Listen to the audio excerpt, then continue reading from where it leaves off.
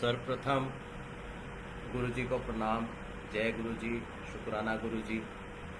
और आप सबको गुरु पूर्णिमा के अवसर पे बहुत बहुत बधाई, बहुत बहुत शुभकामनाएं।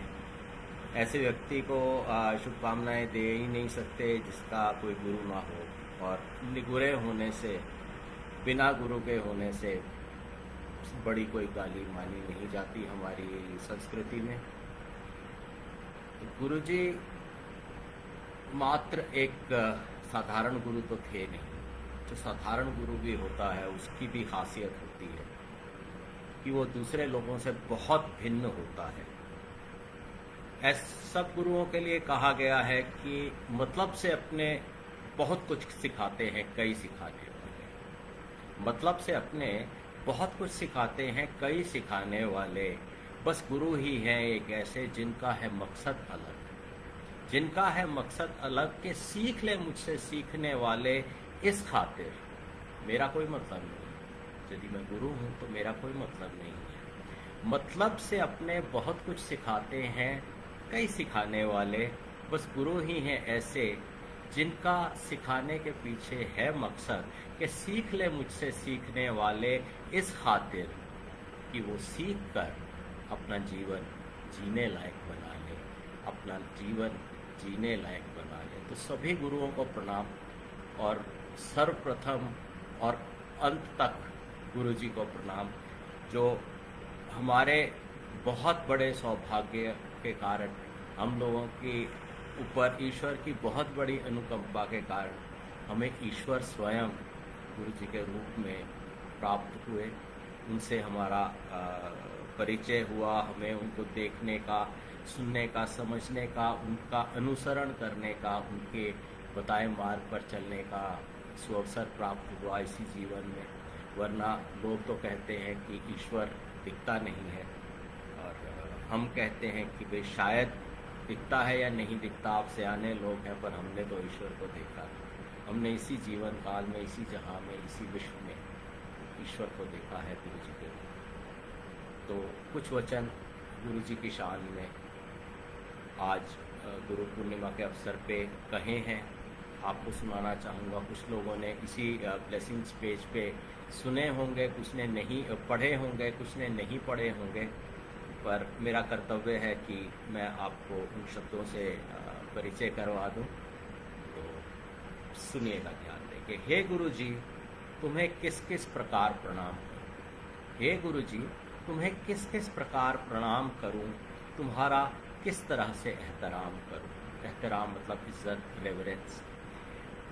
हे गुरु जी, तुम्हें किस किस प्रकार प्रणाम करूं, तुम्हारा किस तरह से एहतराम करूं। शीश तक हूँ, अपने शीश तक हूँ मैं आपके एहसानों के तले दबा हुआ।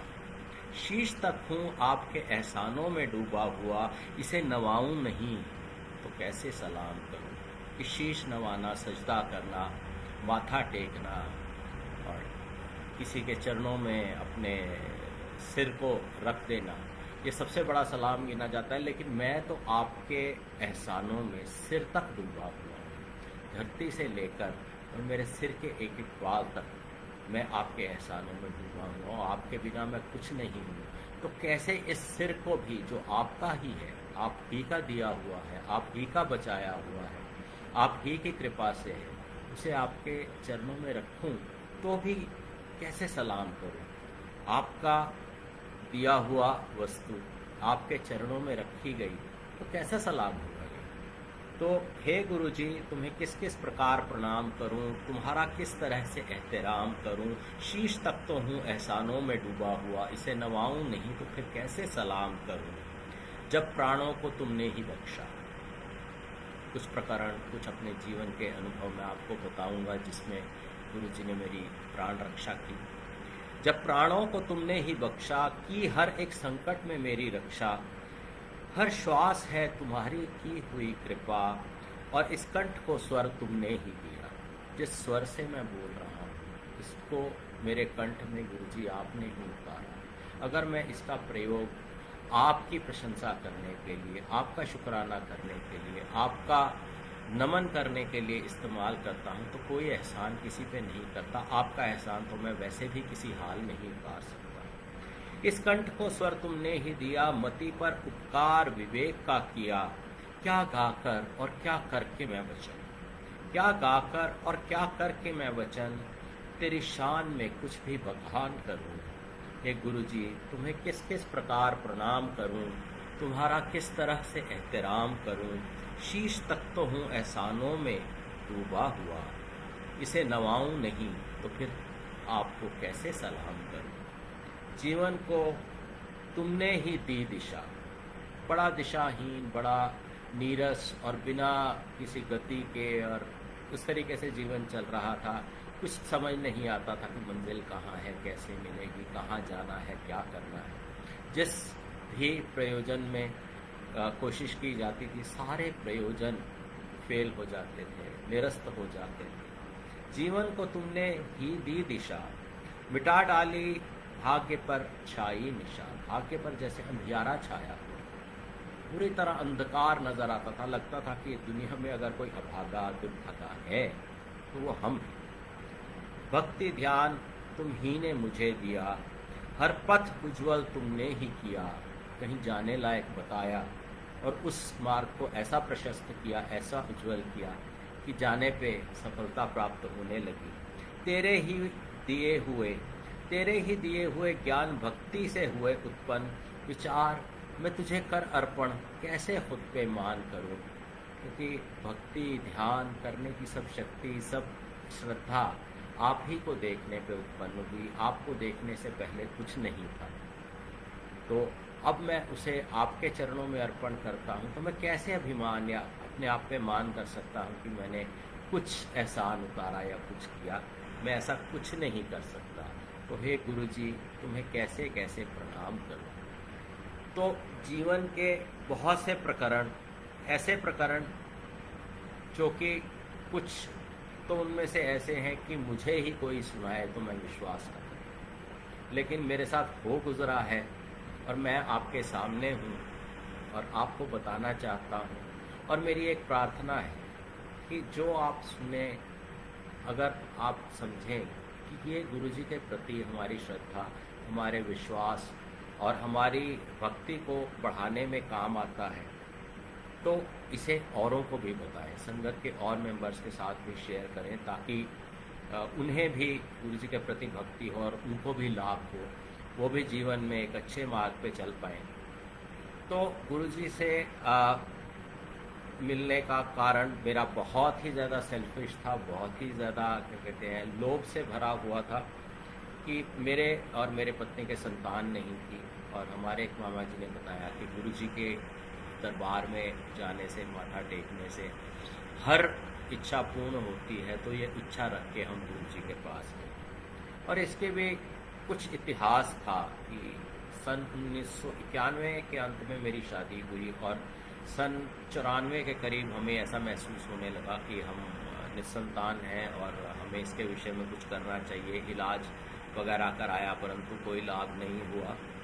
और हमारे मामा जी, जो कि गुरुजी की कृपा पहले प्राप्त कर चुके थे, उनका हार्ट प्रॉब्लम गुरुजी ने मात्र अपने चरणों की सेवा करवा के बैठे बैठे ख़त्म कर दिया था उनकी प्रॉब्लम को। और यहाँ तक कि जब उन्होंने उठ के कहा कि गुरुजी आशीर्वाद दो, मुझे कल हॉस्पिटल भर्ती होना है, बाईपास करवाना है, तो गुरुजी ने कहा बाईपास में मैंने तेरा कर दिया, तू जाके विस्की पी। क्योंकि गुरुजी को सबके विषय में सब कुछ मालूम था। अंतर्यामी हमारे गुरुजी, उनसे कुछ छुपा नहीं हुआ था, सबकी फाइलें पूरी उनके पास थी।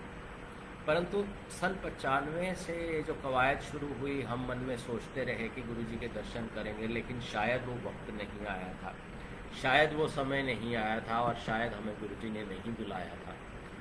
तो उस कारण से काफ़ी समय गुजर गया। मैं 97-98 में J&K में पोस्टेड था। वहाँ पे जिसने कहा दरगाह पे सजदा कर लो, सजदा कर लिया। किसी ने कहा फला मंदिर में माथा टेक लो, माथा टेक लिया। वापसी पे माँ वैष्णो देवी के दर्शन किए। तो शायद वो सब जो छोटी छोटी धार्मिक प्रक्रियाएं करना ज़रूरी था सबसे शीर्षस्थ, सबसे ऊंचे दरबार में पहुंचने से पहले, क्योंकि आप बिना सीढ़ी चढ़े तो शिखर पर पहुंच नहीं सकते। तो जो गुरुजी नाम का शिखर था, जिसकी भक्ति करने के लिए शायद हम डेस्टाइंड थे, लेकिन वो भक्ति की प्राप्ति, उनके प्रति विश्वास करने की प्राप्ति बिना पहले दूसरे देवी देवताओं, पीरों फकीरों की माथा टेकने के नहीं होनी थी। वो they were the stepping stones for us to reach Guruji. तो सन 98 में मैं जब पोस्टिंग से वापस आया तो ऐसा कोइंसिडेंस हुआ कि मामा जी ने एक दिन आके कहा कि गुरुजी दिल्ली आ गए हैं और गुरुजी छोटे मंदिर में जो एम्पायर स्टेट में है वहाँ बैठते हैं और आप चलिए मेरे साथ। तो उसी दिन मैं लौटा था, उसी दिन जाना हो गया और गए तो गुरुजी को, उनकी सादगी को, उनकी खूबसूरती को, उनको देख के ऐसा कुछ महसूस नहीं हुआ कि ये कोई महापुरुष हैं या ईश्वर रूप है या कोई धार्मिक व्यक्ति है। बहुत ही सिंपल और बहुत ही सादी वेशभूषा में और एकदम खुल के सबसे बात करने वाले। चरण स्पर्श किया, सीधे आदेश हो गया कि पहले लंगर करो, क्योंकि समय ज़्यादा हो गया था। तो लंगर किया और हमें छुट्टी दे दी और ये कहा कि मेरा बर्थडे इस बड़े रेंच में मनाया जा रहा है, आप लोग आइए। पर किसी कारणवश मेरे को अपनी पिछली पोस्टिंग की जगह पे फिर से जाना पड़ा, वहाँ कुछ प्रॉब्लम हो गई।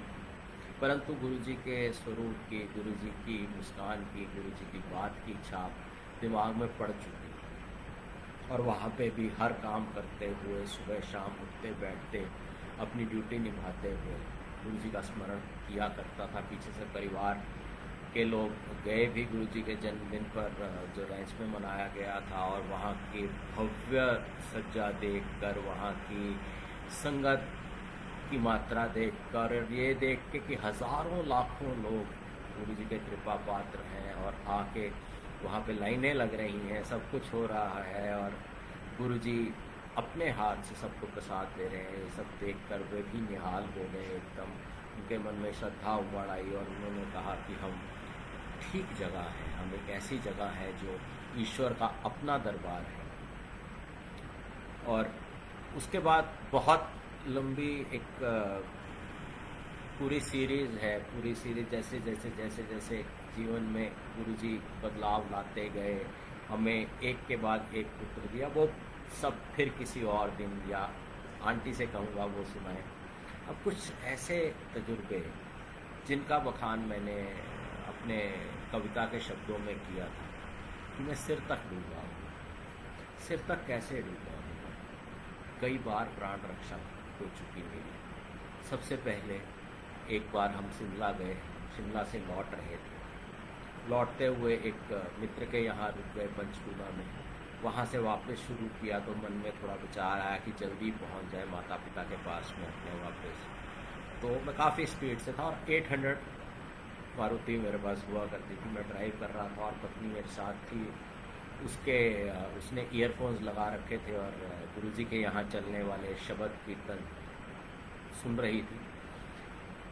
और चलते चलते अचानक देखा कि सड़क के हमारे वाली साइड के ऊपर बहुत सारे जो अर्थ मूवर टाइप के बड़े बड़े व्हीकल चल रहे हैं और निकलना लगभग असंभव है। और मन में जल्दी का भाव और मन में ये हो रहा कि जल्दी से जल्दी पहुंचा जाए जाके, क्योंकि माता पिता के पास समय से पहुंच जाएंगे तो वो भी निश्चिंत हो जाएंगे कि ये लोग लौट आए हैं, क्योंकि आज के दिन का वायदा किया था कि आज लौटेंगे।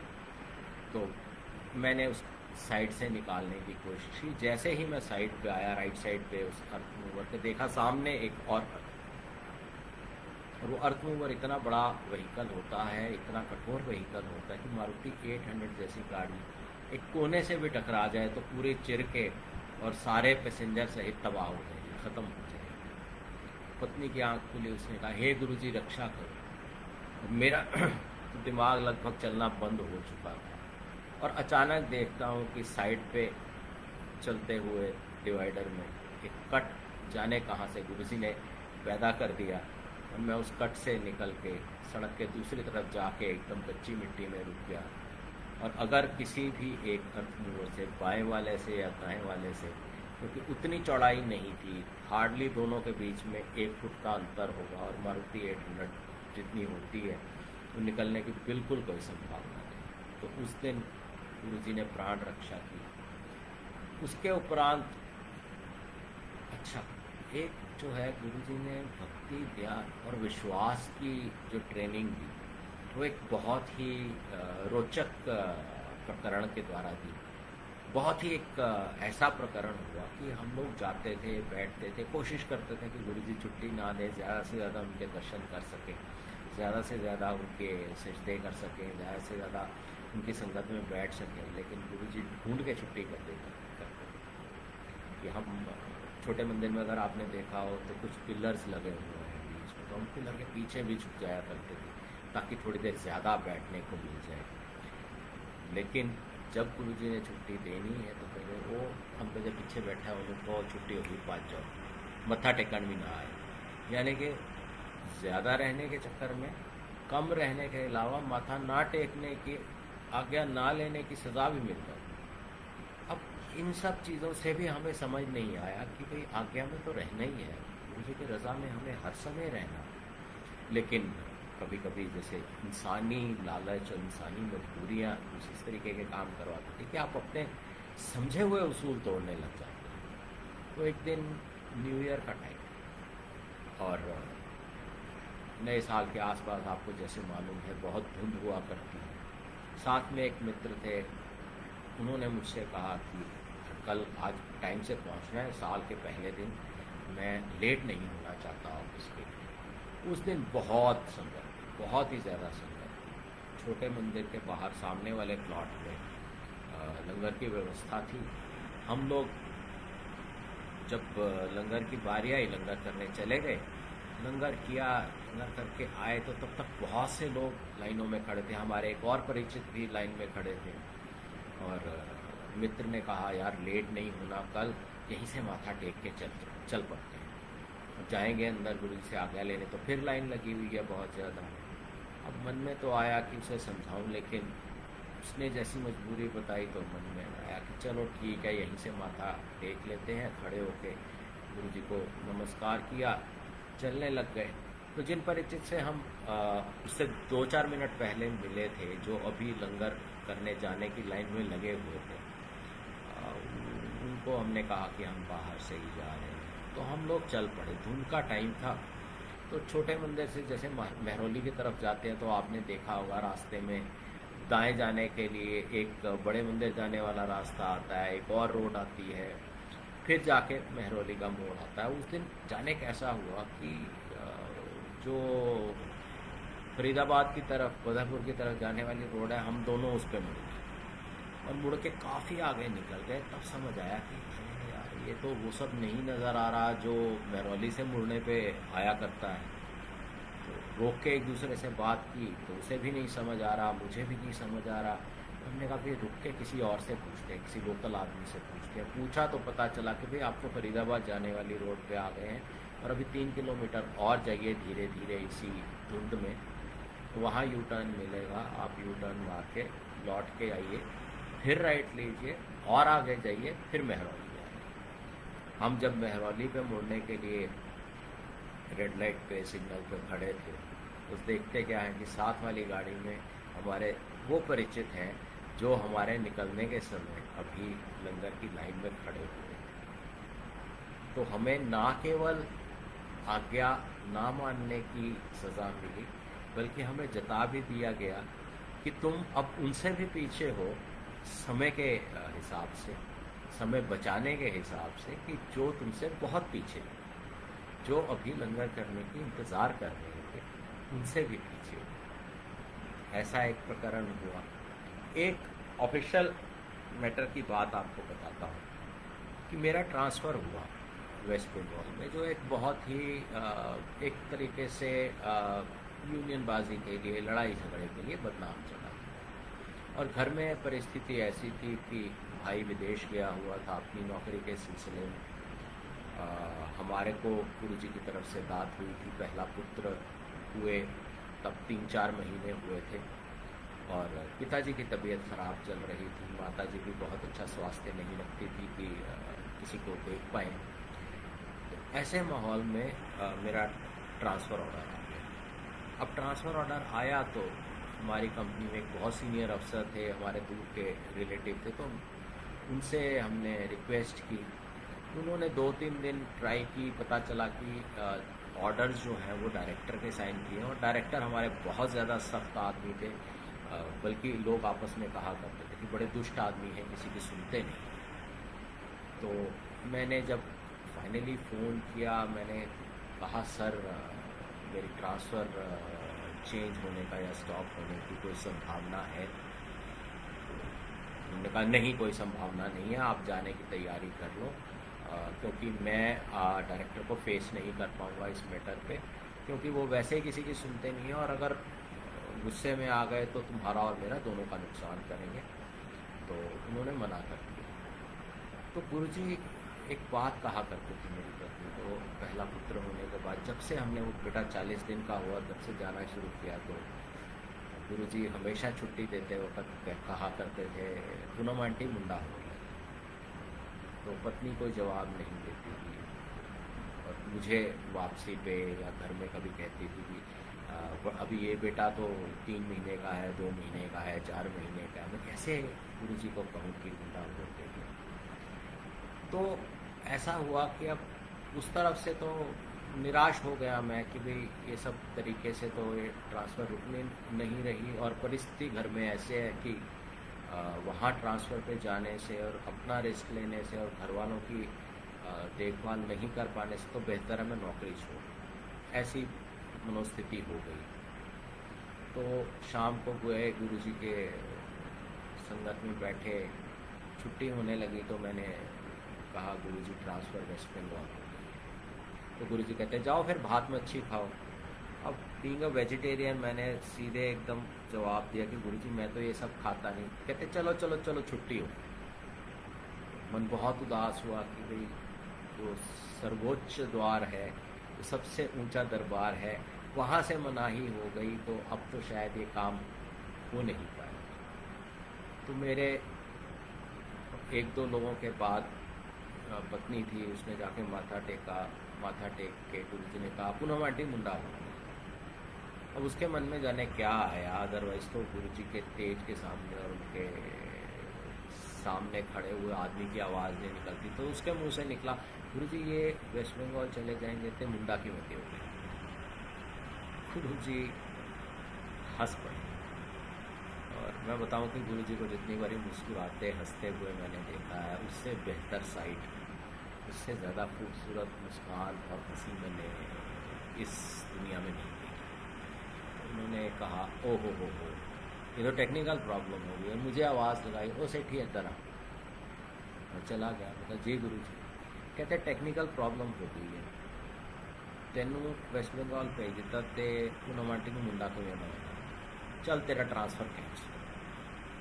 और उसके बाद जो हुआ वो किसी करिश्मे से कम नहीं हुआ कि जिस डायरेक्टर को सीनियर से सीनियर ऑफिसर फेस नहीं करना चाहते तो निवारण उस ऑर्डर का तो हो नहीं सकता। लेकिन अगले दिन वही सीनियर ऑफिसर जो हमारे दूर के रिश्तेदार थे मुझे एक ऐसी जगह पे मिले जहाँ पे I was not suppose to be there, he was not suppose to be there, but he met me. और दूर से ही कहते कि नहीं मेरे को ट्रांसफ़र के बारे में बात मत करना, मैं कुछ नहीं कर सकता। मैंने कहा जी आप सुनो तो सही। उन्होंने कहा अच्छा यार तू लिख के दे दे मेरे को, तेरे को जो भी समस्या जो भी तकलीफ है लिख के मुझे फैक्स कर दे, और मैं जाऊंगा अपने ऑफिस में देख लूँगा और कुछ कोशिश करूँगा। अब इतने मामूली से वायदे पे मैंने लिखा, पूरी तफसील पूरी डिटेल लिखी कि क्या क्या घर के फैमिली मेम्बर्स की परिस्थिति है और क्या मेरी परिस्थिति है और मेरे बिना क्यों नहीं चल सकता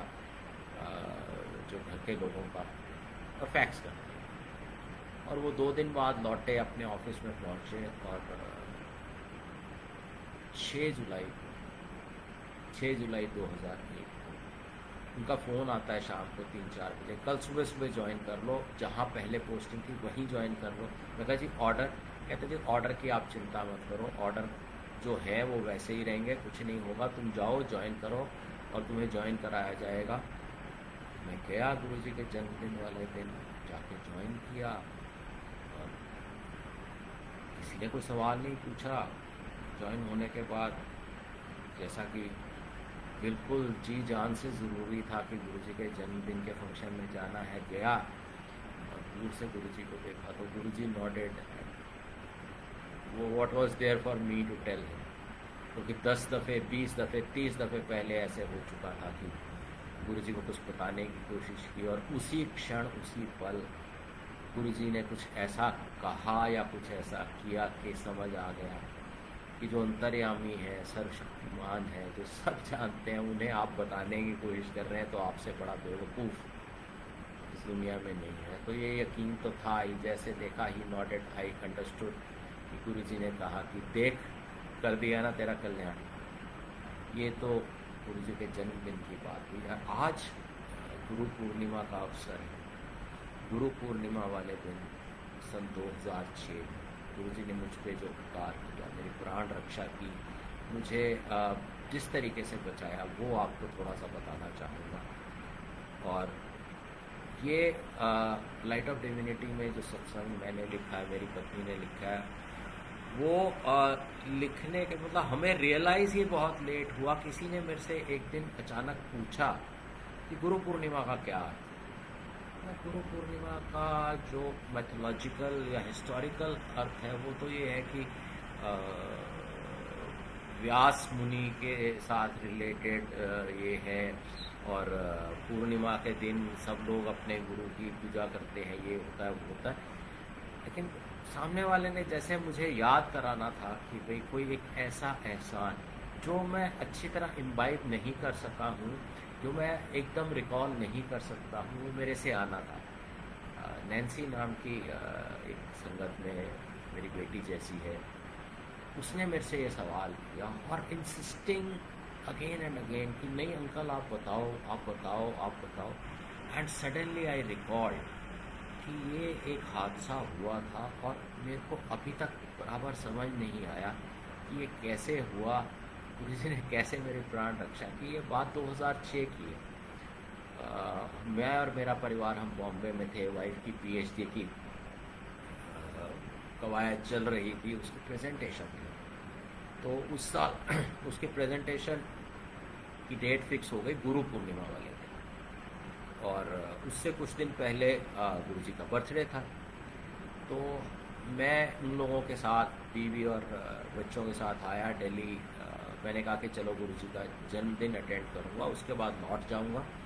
और आपको पता है कि वो समय हो या आज का समय हो, गुरुजी के बर्थडे वाले दिन जितनी संगत होती है उतनी संगत शायद ही किसी और दिन को होती होगी। और उस माहौल में जहाँ पे संगत आती जा रही थी और गुरुजी को माथा टेक के आगे बढ़ती जा रही थी, किसी को तो माथा भी नहीं टेकने दिया जा रहा था। ये कहा जा रहा था कि ना ना ना ना, खड़े खड़े नमस्कार करो और बढ़ते रहो, बहुत संगत है, बहुत भीड़ है। ऐसे माहौल में मैं गया, मैंने माथा टेका और गुरुजी इशारा करके कहते इधर आओ। उस अमेज़ कि इतने भीड़ वाले दिन आमतौर पे तो गुरुजी को समय ही नहीं होता, और गुरुजी भी समझते हैं कि कितने लोग हैं, सभी को माथा टेकना है, सभी को अपनी श्रद्धा व्यक्त करनी है और सबको मौका देना है। ऐसे में बुलाया, गुरु पूर्णिमा नू भी तो हाजिरी देनी है। जे गुरुजी कहा। मेरी एक दिन बाद की फ्लाइट थी और वाइफ की प्रेजेंटेशन गुरु पूर्णिमा वाले दिन थी। तो बाहर निकले, मैंने कहा गुरुजी ने ऐसे आदेश किया है कि गुरु पूर्णिमा को हाजिरी लगानी है, यानी कि मैं जा नहीं पाऊँगा, मैं गुरु पूर्णिमा के बाद जाऊँगा। मेरी पत्नी हंस पड़ी क्योंकि उसे ज़्यादा तजुर्बा नहीं था ये पावर पॉइंट प्रेजेंटेशन बनाने का। मैं चूँकि कॉरपोरेट में हूँ तो मुझे तजुर्बा भी था, आदत भी थी। और शी सेड कि मेरी प्रेजेंटेशन बनवाने के लिए गुरुजी ने आपको रोका। सुन लिया। अब ऐसा कोई कार्य जिसमें हमारे ईश्वर स्वरूप गुरुजी भी खुश और जिसमें अपनी पत्नी भी खुश, वो कैसे ना किया जाए।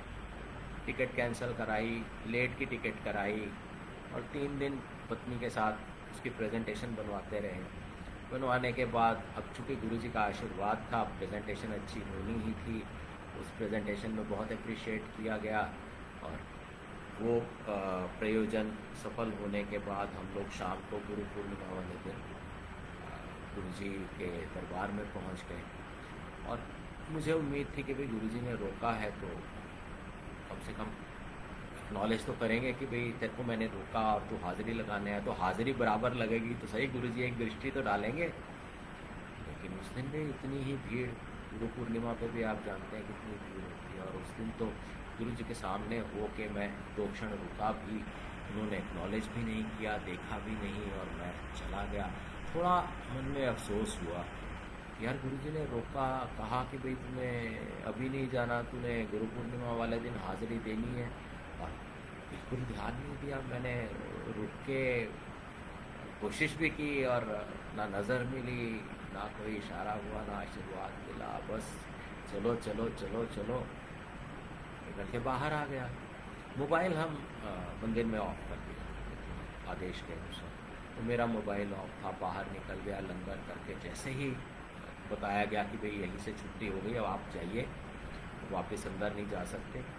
मोबाइल ऑन किया तो देखो कितने मैसेज, कितनी मिस्ड कॉल, और मिस्ड कॉल तो रिटर्न करने की बारी बाद में आनी थी। मैसेज पढ़ रहा हूँ तो कोई कह रहा है आप कहाँ पे हैं, क्या आप ठीक ठाक हैं, आपको कुछ हुआ तो नहीं, शीघ्रातिशीघ्र जवाब दीजिए। समझ नहीं आया क्या।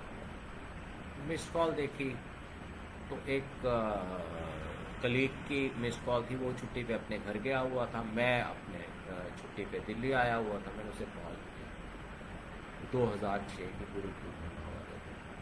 मैंने कहा राव साहब क्या हो गया, आप मेरा फ़ोन ट्राई कर रहे थे। कहते तुम कहाँ हो, बॉम्बे में तो नहीं हो ना, ऑफिस के आसपास तो नहीं हो। मैंने कहा नहीं। कहता भाई ऑफिस से लेकर और हमारी रेसिडेंस तक 4-5 रेलवे स्टेशन में लोकल के बॉम्ब ब्लास्ट हुए, और मुझे चिंता लगी कि तुमने लौट आना था आज तक, अगर तुम वहाँ हो और जाने की घर कोशिश कर रहे हो, कहीं तुम्हें कुछ हो ना गया हो। मेरे मुंह से यही निकला, मेरा राखनहार यहाँ पे है, मुझे क्या होना है। गुरु जी ने इसीलिए अपने जन्मदिन वाले दिन आदेश किया था कि गुरु पूर्णिमा को हाजिरी देनी है। तो गुरु जी का बहुत बहुत शुक्राना।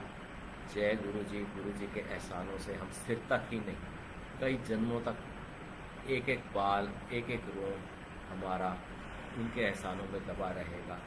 और हम शुक्राना करें भी, उनका नमन करें भी, तो वो लेश मात्र भी नहीं कम हो सकता। तो विश्वास बनाए रखिए, गुरु जी सर्वशक्तिमान है, परमात्मा है, परमेश्वर है, और वो अनंत है जिसे किसी ने नहीं देखा, लेकिन भाग्य स्वरूप हमें देखने को मिला, आपको देखने को मिल रहा है, विश्वास करने को मिल रहा है। अभी आज के लिए इतना ही।